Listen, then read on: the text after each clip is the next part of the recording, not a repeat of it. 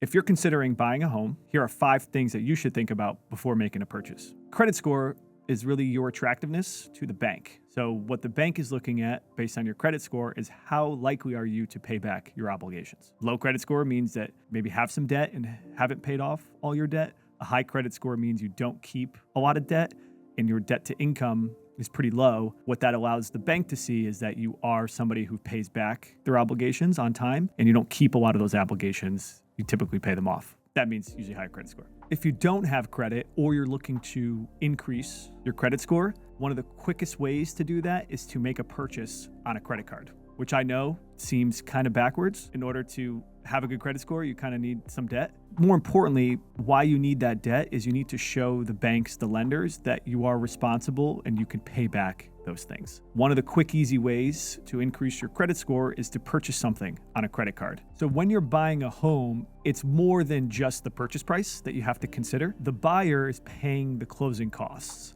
So what that means is usually you come out of pocket, depending on the price of the home and where you live, you're coming out of pocket usually with tens of thousands of dollars of closing costs. Now, some lenders, what they'll allow you to do is roll those closing costs into the mortgage. That doesn't mean that you don't pay those closing costs, but what it allows you to do is instead of having to come out of pocket with a down payment and closing costs, which could be a lot of money for some folks, what you have to do is at least come out of pocket with the down payment, see if you can roll the closing costs into the loan.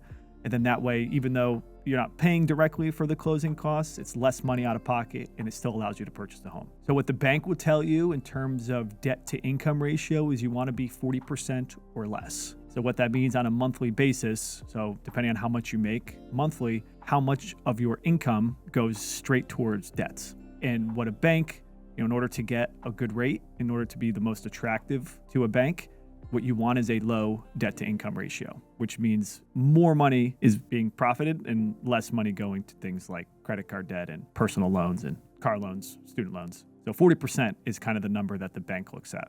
And so when it comes to purchasing a home, what a lot of folks don't really consider is the amortization schedule and the monthly costs. And so before buying a home, what you want to consider is not just the purchase price, but if I were to take this loan out at this kind of interest rate, depending on the interest rate environment, what is that going to cost me on a monthly basis? Monthly income versus monthly costs is a really good indicator of what future finances will look like. You know, whether you can afford to save a little bit more, or whether you're purchasing the big home just to be in the big home.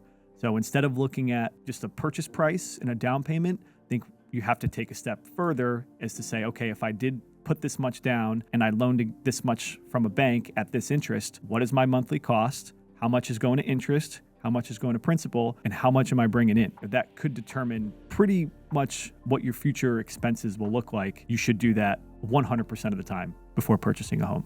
So one of the things you want to do is, in addition to mapping out monthly expenses and monthly income, is you want to make sure it's a house that you can afford. Buying a home means that you start to build equity. Money that goes towards your mortgage, part of it goes to interest, part of it goes to principal. That principal payment goes towards building equity in your house that you can later tap into. Equity could be taken out as cash, could be taken out as a line of credit. So if you buy $1 million home and you put down 20%, you're putting down 200 grand on $1 million home.